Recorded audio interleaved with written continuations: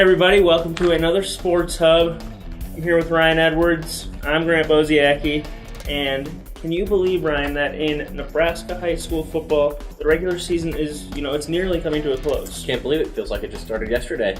We have, 2 weeks left now? 2 weeks of the regular season, including this week, so it should be finding out who's in the playoffs shortly. Who are some of the better teams right now? Alma, Elm Creek, South Loop, Loomis, Kearney Catholic, and Kearney High. Yeah, they're the teams we're keeping an eye on. We are keeping an eye on everyone, but they are under a microscope right now.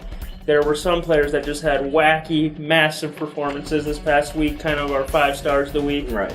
First star, I think we got to start off with a duo for Gibbon, the Buffaloes. They beat Wood River 49-8. They demolished them, only their second win of the year. I don't think people were expecting that big of a win, for an offense that wasn't producing.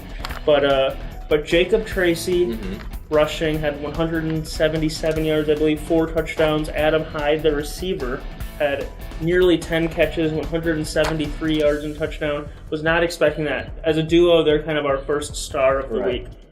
Who's another star? Another one is Jackson McKenzie from Alma. He had 238 yards on 23 carries and 4 touchdowns against Bertrand on Friday night, and he is replacing Chase Connor. And that is the best part of the whole story, is that he's their backup quarterback, and he's putting up monster numbers. Yeah, and he did it also, too, in the game he replaced him in. He had 8 carries for 133 yards and 2 touchdowns in that game against Cambridge, so he's really picked up the slack. Another big performance, I should say, came from Eustis Farms running back. They beat Juanita Polyside 44-0 in Austin Bastianos.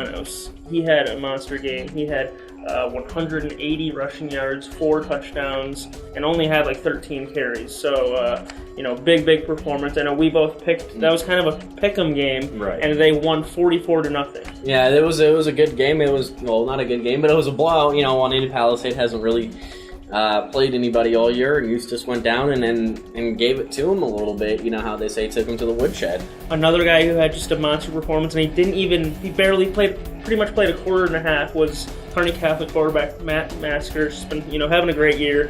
Threw 4 touchdowns on Kearney Catholic's first 4 possessions right away. 28-0 right out of the gate against Minden. Kearney Catholic won big. Middle of the second quarter, Masker was able to get pulled. Did come back in for the second half for 1 drive, but wasn't really needed. Sat the rest of the second half, and definitely a star of the week. Got to.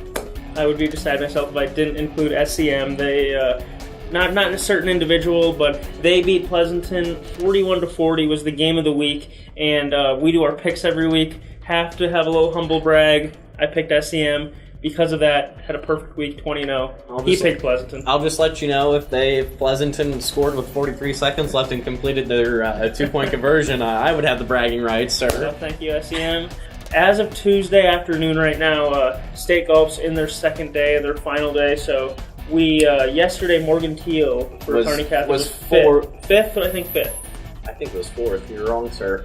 It was 4th or 5th, either one. We'll figure it out. But she had a good day on the course. And then the other girl was Maddie Murray for Kearney. She was tied for 11th. Yes, tied for 11th yesterday. And both teams are playing really tough courses, so it challenges their ability on and off the course. Volleyball still has a good little chunk left of their season, but there's the FKC conference tournament, the Loup Platte conference tournament, the Twin Valley conference tournament, and the Mid-Nebraska Athletic Association. I could be wrong, but that sounds about right. All I know is I'm excited. I get to see Kearney Catholic versus Ord, which is a great matchup. I got to see that a couple weeks back. And tonight I'll see Axtell and Elwood.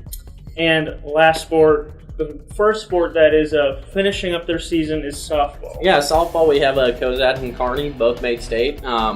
Cozad's the number 1 overall seed in Class E, and Kearney's the number 3 overall seed. So it really should help them benefiting from that experience that both teams gained last year. And last reminder, state cross country is not this Friday, but the next Friday. And so that season is going to be coming to a close. Same with tennis as well. Tennis should be wrapping up shortly as well, too. All right, that's all we got. Thanks for tuning in. Thank you.